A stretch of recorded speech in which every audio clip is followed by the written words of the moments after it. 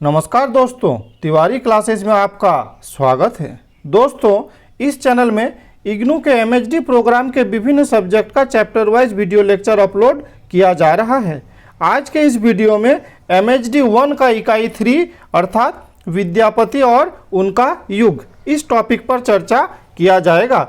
इससे मुख्यतः विद्यापति युग का सामान्य परिचय, राजनीतिक परिस्थिति, सामाजिक स्वरूप, इतिहास या ऐतिहासिकता, साथ ही विद्यापति की भाषा, इन टॉपिक्स पर चर्चा किया जाएगा। ये टॉपिक्स एग्जाम के दृष्टि से काफ़ी महत्वपूर्ण है, इसलिए वीडियो को स्किप किए बिना पूरा देखिए ताकि पूरा कॉन्सेप्ट क्लियर हो जाए। एमएचडी 1 के विभिन्न चैप्टर्स का वीडियो लेक्चर अपलोड किया जा रहा है। इस कारण बेहतर होगा कि आप इस चैनल को सब्सक्राइब कर लें, जिससे इस चैनल में अपलोड होने वाले इग्नू रिलेटेड हर वीडियो का नोटिफिकेशन सबसे पहले आपको मिल सके। तो चलिए पहले देख लेते हैं इनका सामान्य परिचय।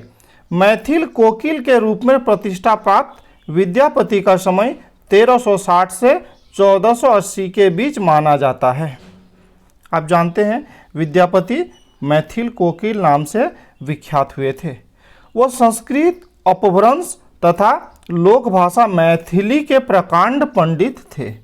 ये आदिकाल से ही चले आ रहा है ये संस्कृत, तो उसको भी ज्ञाता थे। साथ ही अपभ्रंश और मैथिली के भी वो विद्वान थे। उन्होंने इन तीनों भाषाओं में काव्य रचनाएं की। हिंदी कवि के रूप में उनके मूल्यांकन का आधार उनकी 3 रचनाएं, अपभ्रंश में लिखी गई कीर्तिलता तथा कीर्ति पताका तथा मैथिली भाषा में लिखी गई विद्यापति पदावली। इस वीडियो में हम लोग ये 3 काव्य को ही आधार बनाते हुए चर्चा करेंगे। विद्यापति का युग आदिकाल के अवसान का युग था। भक्ति काल का आरंभ नहीं हुआ था और आदिकाल की क्षमताएं चूक रही थी। अर्थात जैसे कि आप जानते हैं हिंदी काव्य को कई कालखंडों में विभाजित किया जाता है। आदिकाल, फिर भक्ति काल, फिर रीतिकाल और लास्ट में आधुनिक काल। ठीक है, तो विद्यापति जी का जो समय था उस समय अब आदिकाल समाप्त होने ही वाला था, लेकिन तब तक भक्ति काल प्रारंभ नहीं हुआ था। इस कारण उनका जो काव्य था, उनका काव्य में आदिकालीन गुण भी था, साथ ही साथ भक्ति काल के आरंभ होने का सूचना भी था। ठीक है, इस प्रकार यह कहा जा सकता है कि दहलीज पर खड़ा कवि आदिकाल की पुरानी परंपरा से जुड़ा था और नए युग के आगमन का संकेत भी दे रहा था। इसलिए कीर्तिलता और कीर्ति पताका जैसी प्रशस्ति काव्य ग्रंथ में लिखे गए तथा पदावली जैसी श्रृंगारिक उक्तियां अभिव्यक्त की गई और राधा तथा कृष्ण का स्मरण कर कवि ने बता दिया कि आने वाला युग भक्ति को समर्पित है। ठीक है, अर्थात ये जो प्रशस्ति काव्य लिखे गए ये किसका परिचायक है? ये आदिकाल का परिचायक है। और वैसे ही राधा कृष्ण के बारे में जो लिखा गया वो किसका परिचायक है? तो वो भक्ति काल का परिचायक है। विद्यापति की रचनाओं में उनका युग प्रतिबिंबित हुआ है। कीर्तिलता तथा कीर्ति पताका इतिहास के दस्तावेज हैं। ठीक है, अर्थात इन रचनाओं में ऐतिहासिकता मिलता है। ठीक है, ये ऐतिहासिकता क्या होता है? जैसे हमने पिछले वीडियोस में चर्चा किया था रासो काव्य के बारे में। ठीक है, तो रासो काव्य के ऐतिहासिकता के बारे में विद्वानों के बीच काफ़ी विवाद है। ठीक है, काहे कि उसमें जो तिथियां दी गई है वो मैच नहीं करती है, इतिहास से मैच नहीं करता है। ठीक है, लेकिन इसमें जो है कीर्तिलता और कीर्ति पताका ये लगभग ऐतिहासिक दस्तावेज माना जा सकता है। अर्थात ये क्या करता है? इतिहास से मैच करता है। ठीक है, विद्यापति का युग अनेक दृष्टियों से संक्रमण काल माना जाता है। ठीक है, ये संक्रमण काल क्यों माना जाता है? क्योंकि अभी आदिकाल जस्ट खत्म ही होने वाला है और अभी भक्ति काल शुरू भी नहीं हुआ है, तो उस समय का काल है, इसको क्या माना जाता है? संक्रमण काल। सिर्फ काल के दृष्टि से नहीं, भाषाओं के दृष्टि से, बहुत दृष्टि से क्या है, ये संक्रमण काल माना जाता है। प्रवृत्तियों की दृष्टि से यह न तो वीरगाथा काल के कवि हैं और न ही भक्ति आंदोलन के। ठीक है, आप जानते हैं आदिकाल का जो मूल विशेषता था, तो उस समय क्या होता था? वीर गाथात्मक काव्य लिखे जाते थे और भक्ति काल में तो भक्ति संबंधी काव्य लिखे ही जाते थे। लेकिन इनका जो समय था यह संक्रमण काल था, तो इनके रचनाओं में न तो पूरा पूरा वीरगाथात्मक कवि के जैसी रचनाएं लिखी गई और न ही भक्ति काल के जैसी, ठीक है, परंतु एक और उनकी कीर्तिलता और कीर्ति पताका में चरित नायकों की वीरता का प्रशस्ति गान है, तो दूसरी ओर अनेक भक्ति के पद भी हैं। पर उनकी भक्ति भावना में भक्ति आंदोलन की चेतना नहीं, वह मूलतः श्रृंगार रस के कवि हैं। तो अगर हम लोग कंक्लूजन निकालें तो यही कहा जा सकता है कि विद्यापति भक्ति कालीन कवि नहीं, क्या थे, श्रृंगार रस के कवि हैं। अब देख लेते हैं उस समय के राजनीतिक परिस्थिति को। विद्यापति के जीवन काल में दिल्ली पर तुगलक और लोदी वंश का शासन रहा। उसके जन्म से बहुत पहले भारत में इस्लाम का आगमन हो चुका था। दिल्ली सल्तनत स्थापित हो चुकी थी। भारत की जनता दिल्ली के सुल्तान को स्वीकार कर चुकी थी। विभिन्न राजाओं के बीच संघर्ष होता रहता था और उस संघर्ष में दिल्ली सल्तनत निर्णायक भूमिका अदा करती थी। उसके हस्तक्षेप से ही कोई राजा अपनी गद्दी पर बैठ सकता था, ठीक है। तो इस प्रकार दिल्ली सल्तनत स्थापित हो चुका था। पूरे देश के जनता उसे मान चुकी थी, ठीक है, और राजनीतिक परिस्थिति पर पूर्णतः दिल्ली सल्तनत का ही कंट्रोल था। कीर्तिलता में बताया गया है कि राजलोलुप असलान शाह ने तिरहुत में राजा गणेश्वर को धोखे से मार डाला और राज्य पर अधिकार कर लिया, ठीक है। तो ये प्रसंग भी काफ़ी इंपॉर्टेंट होने वाला है, ठीक है। तो क्या हो गया, ये असलान शाह वो क्या किए, राजा गणेश्वर पर धोखे से हमला किया और उन्हें मार दिया। गणेश्वर के पुत्र कीर्ति सिंह, ठीक है, ये नाम भी जानना होगा, ठीक है। तो गणेश्वर के पुत्र कीर्ति सिंह ने सुल्तान से मदद मांगी और सुल्तान की सैन्य शक्ति के सहारे ही उन्होंने असलान शाह को पराजित किया और अपने राज्य का राजा बन पाया, ठीक है। तो यहाँ पे सुल्तान अर्थात कौन, दिल्ली सल्तनत के उस समय के जो सुल्तान थे नहीं, तो उससे सहायता मांगे और उसके मदद से ही उन्होंने असलान शाह को पराजित किया। ध्यान देने की बात यह है कि मुस्लिम हमलावर के खिलाफ मदद मांगने के लिए कीर्ति सिंह ने मुसलमान सुल्तान के पास ही गया और मदद पाकर राज्य वापस भी पाया।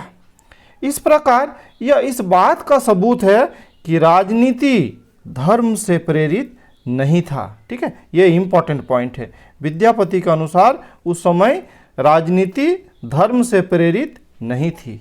सुल्तान ने असलान के हारने के बाद या असलान को हराने के बाद राज्य को अपने अधीन नहीं कर लिया, बल्कि कीर्ति सिंह का ही राज्याभिषेक कर दिया।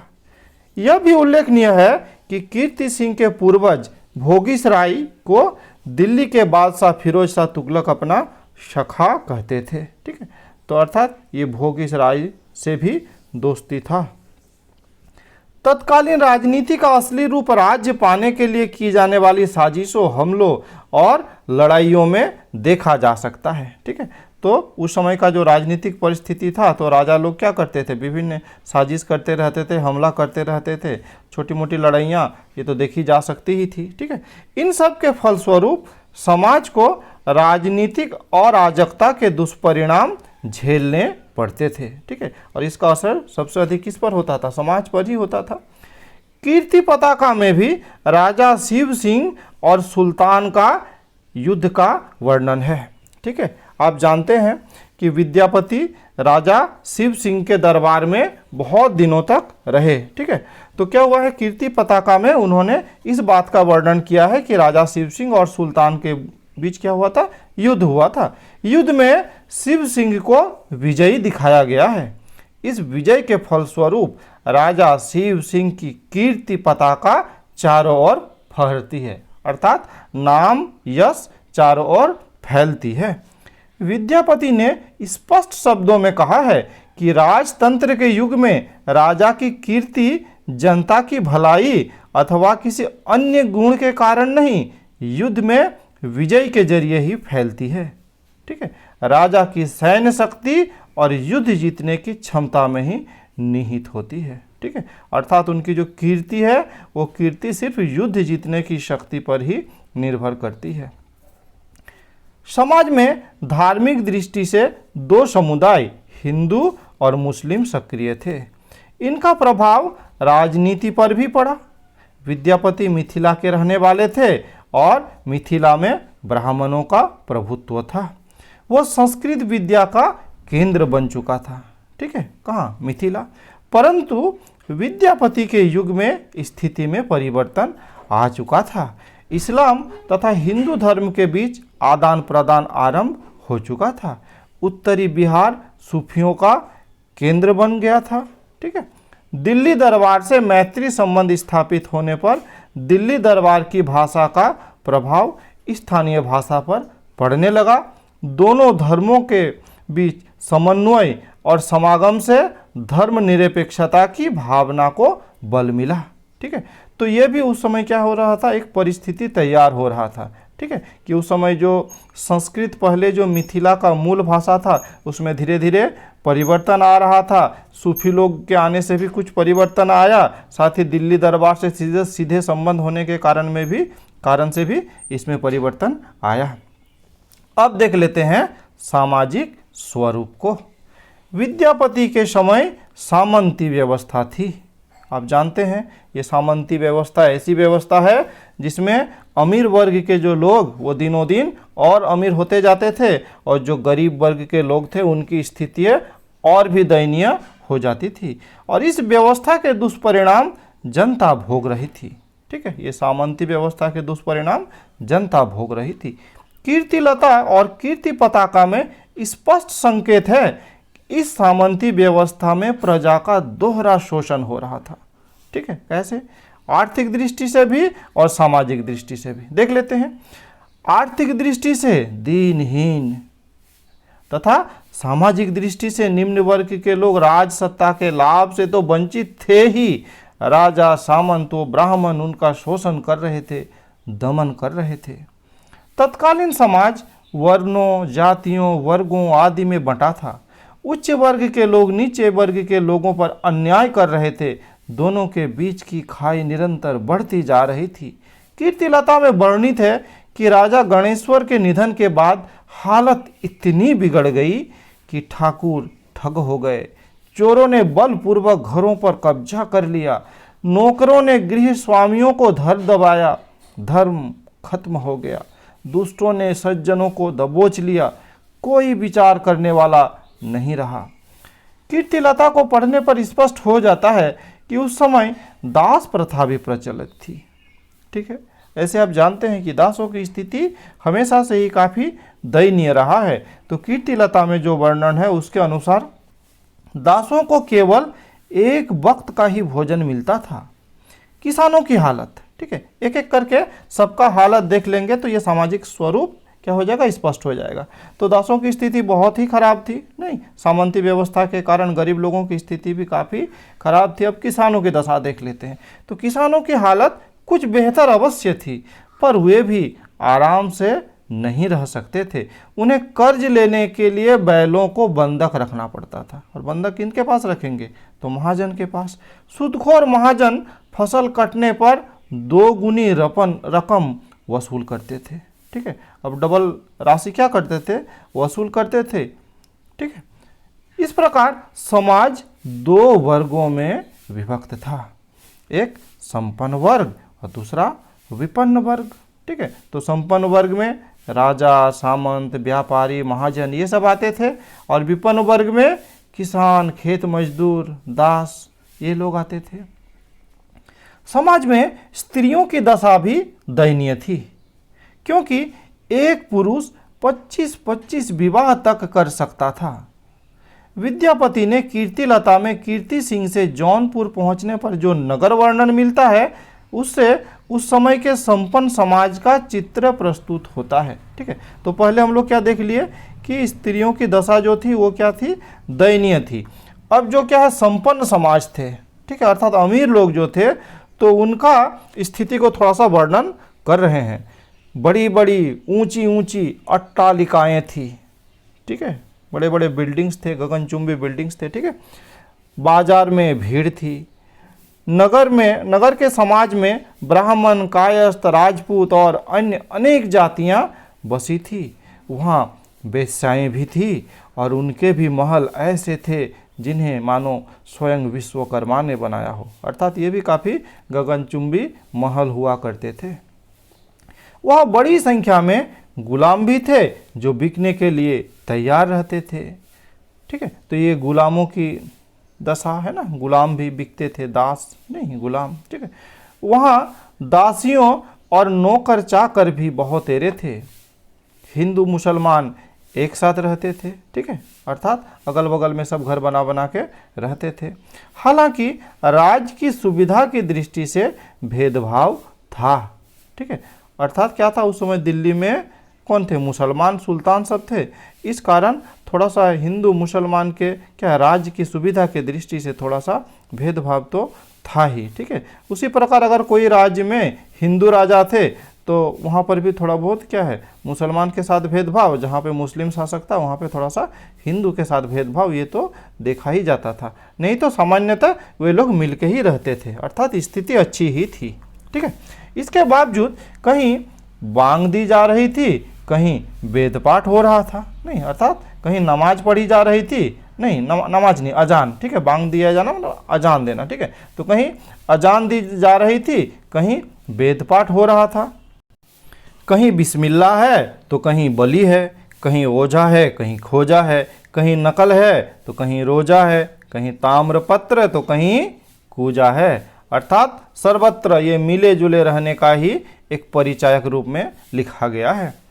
विद्यापति के युग में युवती का विवाह बालक पति से कर दिया जाता था। अब देखिए यहाँ का एक दुर्भाग्य देखिए, नहीं जो उसमें वर्णन किया गया है कि युवती का जो विवाह होता था वो छोटे पति मतलब बालक पति से कर दिया जाता था, नहीं मतलब छोटे बच्चे से कर दिया जाता था। इसके कारण युवती को जो शारीरिक और मानसिक यंत्रणा भोगनी पड़ती थी उसकी कल्पना विद्यापति ने इस पंक्तियों में अभिव्यक्त की है। ठीक है, इन पंक्तियों को थोड़ा देख लेते हैं। ठीक है, अर्थात बालक पति को लेकर तरुणी क्या अनुभव कर रही है। ठीक है, पिया मोर बालक हम तरुणी, नहीं माने मेरे पिया जो है वो क्या है, छोटे बालक हैं। पिया के देखे तो मोर दगद शरीर, नहीं इनको देखने से ही शरीर मेरा दग्ध होता है। पिया लेली गोद के चलसी बाजार, नहीं और अपने पति को ही गोद में लेके बाजार जाते हैं।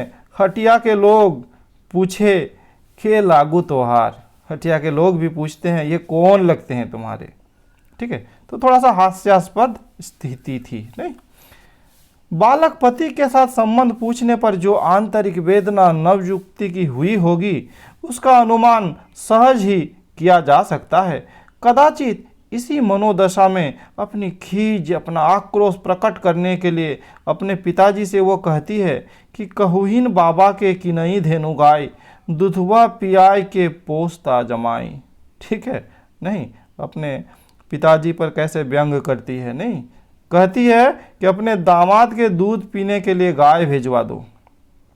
यहाँ एक और कन्या के पिता की मूर्खता, पुत्री के सुख दुख के प्रति उदासीनता और समाज की कुरीति पर व्यंग है, तो दूसरी ओर उस कुरीति के शिकार युवती की मानसिक यातना का भी संकेत है।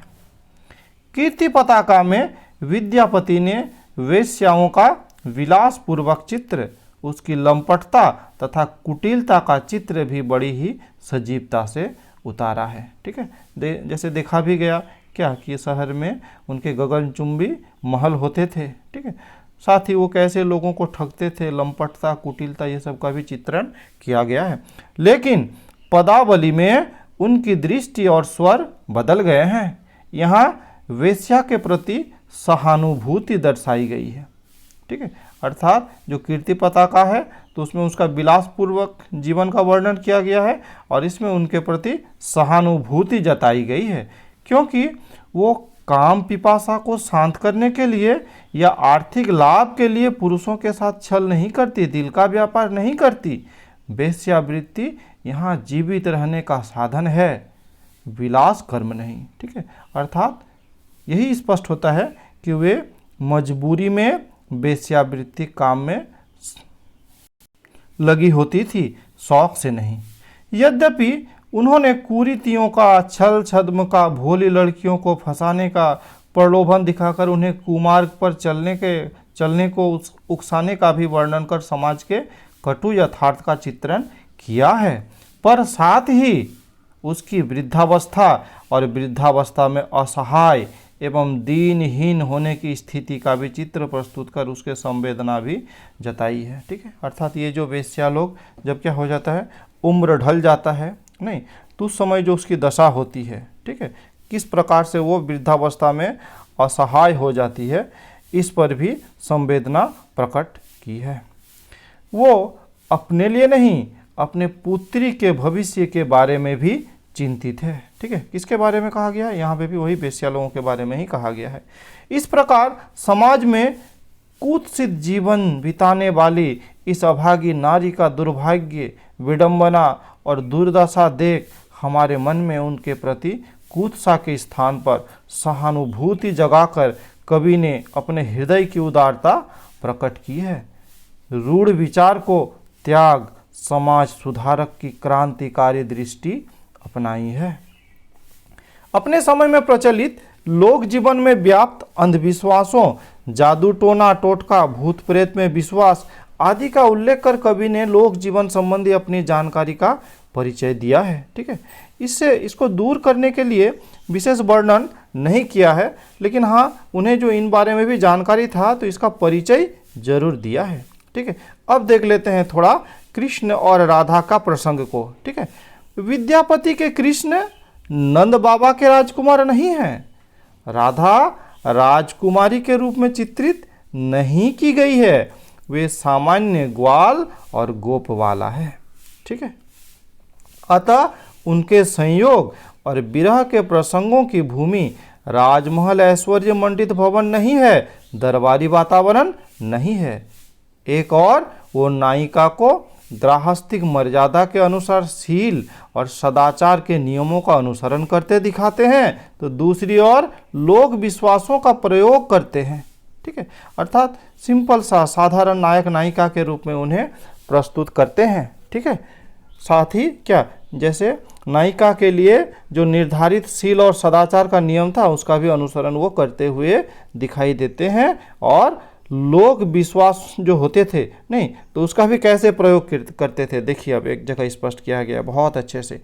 राधा कृष्ण के वियोग में अपने भाग्य को कोसते हुए आत्मग्लानि के साथ कहती है, हाँ देखिए, तो क्या मैं संध्या का एकाकी तारा हूँ या भाद्र मास की चौथ का चांद जो कलंक के डर से या अशुभ मानकर प्रभु मेरी ओर देखना तक नहीं चाहते। ठीक है, तो ये उस समय की एक मान्यता थी नहीं कि शाम का एकाकी तारा, एक तारा क्या होता है, अशुभ होता है, लोग देखना नहीं चाहता है। वैसे ही भाद्र मास की चौथ का चांद नहीं, अशुभ माना जाता है, लोग देखना नहीं चाहता है। तो यही कहती है कि क्या मैं यही सब हूँ जो प्रभु मेरी ओर देखना भी नहीं चाहते। यहाँ उस लोक विश्वास की ओर संकेत है नहीं, जो भाद्र मास की चौथ की चांद को अशुभ मानकर उसकी ओर देखने तक को मना करता है। विद्यापति की सामाजिक चेतना का परिचय केवल उस वातावरण से ही नहीं मिलती जिसकी पृष्ठभूमि में उन्होंने नायक नायिका के मिलन और विरह के दृश्य उपस्थित किए हैं, अपितु उनके कार्य में प्रयुक्त ग्राम्य और लोक प्रचलित विश्वासों, मुहावरों और कहावतों से भी उनकी लोक जीवन में पैठ का परिचय प्राप्त होता है। लोक भाषा का प्रयोग अधिकतर स्त्रियों के वार्तालाप में दृष्टिगत होता है। ठीक है, तो अब हम लोग देख लेते हैं इतिहास या ऐतिहासिकता। ठीक है, कि अर्थात ये जो ग्रंथ हैं, ये जो काव्य है, कीर्तिलता, कीर्तिपताका या लेखनावली, पदावली, ठीक है, तो ये सब में ऐतिहासिकता किस प्रकार से सिद्ध होती है इसको समझ लेते हैं। विद्यापति की कीर्तियों में कीर्तिलता, कीर्तिपताका, लेखनावली आदि में इतिहास संबंधी सामग्री मिलती है। इसमें जो कथा वर्णित है उसमें ऐतिहासिकता का पता चलता है। राजा कीर्ति सिंह और शिव सिंह ओइन वंश के थे, ये उल्लेख कथा को ऐतिहासिकता प्रदान करता है। ये वंश मिथिला में आज भी उपलब्ध है। दिल्ली के तुर्क बादशाह फिरोज शाह मिथिला के भोगीसराय को भाई की तरह मानते थे। ठीक है, इससे भी कथा में ऐतिहासिकता आ जाती है। ठीक है, तो ये सब भी फैक्ट है। विद्यापति प्राय फिरोज शाह तुगलक और उनके कुछ बाद लोदी वंश के समय में भी थे, इसलिए वह स्वयं मिथिला की ऐतिहासिक कथा के प्रमाण बन गए लगते हैं। ठीक है, अर्थात ये खुद भी उसी समय के थे। नहीं, कीर्ति पताका में मिथिला के राजा गणेश्वर सिंह और असलान का युद्ध, फिर असलान के खिलाफ लड़ने के लिए कीर्ति सिंह के द्वारा सुल्तान की मदद लेना ऐतिहासिक घटनाएं हैं। ठीक है, इसके बारे में चर्चा किया गया, इसी वीडियो में चर्चा किया गया। ठीक है, तो ये जो घटनाएं हैं उनसे मदद लेना, सुल्तान से मदद लेना, ये सब ऐतिहासिक घटना है। इसी प्रकार कीर्ति पताका में राजा शिव सिंह और सुल्तान के युद्ध का कथा भी ऐतिहासिकता प्रदान करता है। मिथिला के इतिहास से जुड़ी यह घटनाएं यद्यपि मध्यकालीन भारतीय इतिहास की मुख्य धारा से कुछ भिन्न लगती है, फिर भी मध्यकाल के इतिहास को समग्रता प्रदान करने की दृष्टि से कीर्तिलता और कीर्ति पताका की कथा का ऐतिहासिक महत्व है। ठीक है, अर्थात कुछ भिन्न लगती है, जो इतिहास जो नहीं मूल जो इतिहास है कुछ अलग लगती भले ही है, लेकिन अधिकतर क्या होता है, मेल खाता है। ठीक है, विद्यापति के बारे में ऐतिहासिक रूप से स्वीकृत है कि वो राजा शिव सिंह के दरबार में रहते थे। उनकी पदावली में भी बार बार राजा शिव सिंह और उनकी रानी लक्ष्मी देवी का जिक्र आता है। इससे विद्यापति और राजा शिव सिंह के संबंध की ऐतिहासिकता प्रमाणित होती है। ठीक है, अब हम लोग इस वीडियो के जो अंतिम टॉपिक है विद्यापति की भाषा, इसको हम लोग देख लेते हैं। इसको जल्दी जल्दी देख लेंगे, ये वीडियो काफ़ी लंबी हो जा रही है। ठीक है, विद्यापति की मातृभाषा और मिथिला की सामाजिक सांस्कृतिक भाषा मैथिली थी। ठीक है, तो इस बारे में ऑलरेडी चर्चा किया जा चुका कि पहले क्या थी, मिथिला की जो मुख्य भाषा वो क्या था, वो संस्कृत, लेकिन धीरे धीरे क्या हो गया, जो लोक भाषा के रूप में क्या प्रसिद्ध हो गया, तो मैथिली भाषा प्रसिद्ध हो गया। ठीक है, और विद्यापति जो अधिकतर रचनाएं किए वो किस में किए, तो मैथिली भाषा में ही किए। ठीक है, मिथिला में विद्वानों के बीच संस्कृत की भी प्रतिष्ठा थी। विद्यापति ने अपनी सर्वाधिक महत्वपूर्ण रचना पदावली, ठीक है, मैथिली में ही रची।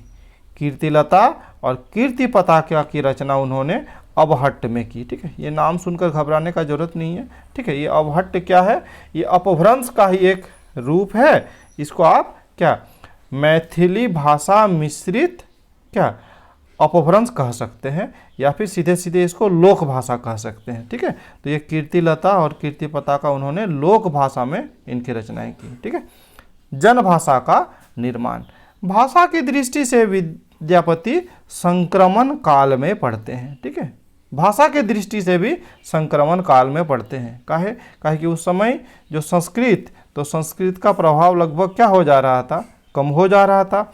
अपभ्रंश का प्रभाव भी लगभग समाप्त हो रही थी और आधुनिक आर्य भाषाओं का साहित्यिक उदय हो रहा था। नहीं, आधुनिक आर्य भाषाओं का जस्ट उदय हो रहा था। नहीं, पुरानी जो परंपरा थी या अपभ्रंश भाषा थी वो धीरे धीरे समाप्त हो रही थी।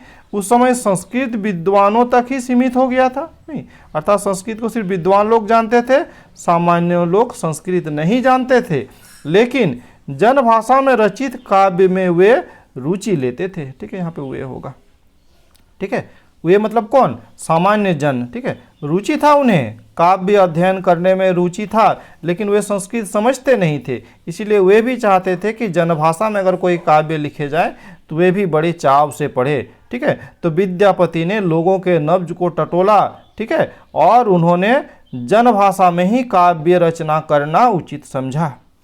विद्यापति का उद्देश्य अपनी रचना को अधिक से अधिक लोगों के बीच पहुंचाना था, जिससे अधिकतर लोग काव्य का आस्वादन कर सके। कीर्तिलता और कीर्ति पताका की भाषा को कुछ विद्वानों ने मैथिली अपभ्रंश करार दिया, क्योंकि इसमें मैथिली के शब्द भी आए थे।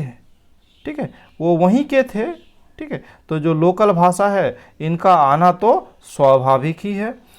इन रचनाओं पर मध्य देश और पूरब की तत्कालीन बोलियों का भी मिश्रित प्रभाव दिखाई देता है। ठीक है, अर्थात इन भाषाओं का भी प्रभाव दिखाई देता है। कीर्तिलता की भाषा पर संस्कृत का भी प्रभाव है। कीर्तिलता का प्रारंभ तो संस्कृत छंद से ही किया गया है। उसके पीछे शायद ये प्रवृत्ति काम कर रही होगी कि विद्वानों के बीच प्रतिष्ठा के लिए संस्कृत का ज्ञान का परिचय देना जरूरी है। लेकिन उनकी संस्कृत ऐसी है कि संस्कृत का साधारण ज्ञान रखने वाला भी उसे समझ सकता है। भाषा को सरलता की ओर ले जाने की प्रवृत्ति यहाँ भी रही है। यह ध्यान देने लायक है कि मैथिली कवि विद्यापति, जिनके बारे में कभी ये बहस थी कि वो मैथिली कवि हैं या बंगाली, वे ही कीर्तिलता तथा कीर्ति पताका के भाषा के माध्यम से हिंदी भाषा के विकास क्रम को समझने का आधार प्रस्तुत करते हैं। ठीक है, अर्थात इनकी जो भाषा है ये मील की पत्थर साबित हुई आगे के लिए। ठीक है, और उससे मध्यकालीन भारतीय आर्य भाषा और आधुनिक आर्य भाषा का संबंध समझ में आता है। ठीक है, इसीलिए तो इसे संक्रमण काल कहा जाता है। ठीक है, विद्यापति की अबहट का भाषागत मंच इतना विस्तृत है कि उसमें राजस्थानी का भी प्रवेश हो गया है। राजस्थानी में मूर्धन्य के प्रयोग का बाहुल्य रहता है। ठीक है, विद्यापति के अबहट में मूर्धन्य की बाहुल्य तो नहीं, लेकिन अनेक शब्दों में मूर्धन्य को जगह मिल गई है। इस प्रकार अगर संक्षेप में कहा जाए तो मैथिल कोकिल विद्यापति ने जनभाषा को साहित्यिक गरिमा प्रदान की। यह भी सही है कि साहित्यिक भाषा को वो जनभाषा के करीब ले गए। ठीक है, दोनों बात है कि जनभाषा में रचनाएं की या फिर साहित्यिक भाषा को ही जनभाषा के करीब ले गए। उनकी भाषा पर भी संक्रमण का प्रभाव है, इसलिए उनकी भाषा में नूतन और अभिनव प्रयोग मिलते हैं। उनकी भाषा भारतीय आर्य भाषा की अगुआ है। विद्यापति की भाषा उनकी काव्य प्रतिभा का उत्कृष्ट नमूना है। उसमें ऐतिहासिक गतिशीलता है, जनता के बोल हैं। इसके साथ साथ उनकी भाषा व्यापक राष्ट्रीय सांस्कृतिक संदर्भ को समेटकर चलती है। ठीक है, तो इस प्रकार आज के इस वीडियो में इतना ही। बहुत जल्द इसी सब्जेक्ट का अगले इकाई का वीडियो लेकर आएंगे। इस वीडियो में मेरे साथ बने रहने के लिए बहुत बहुत धन्यवाद।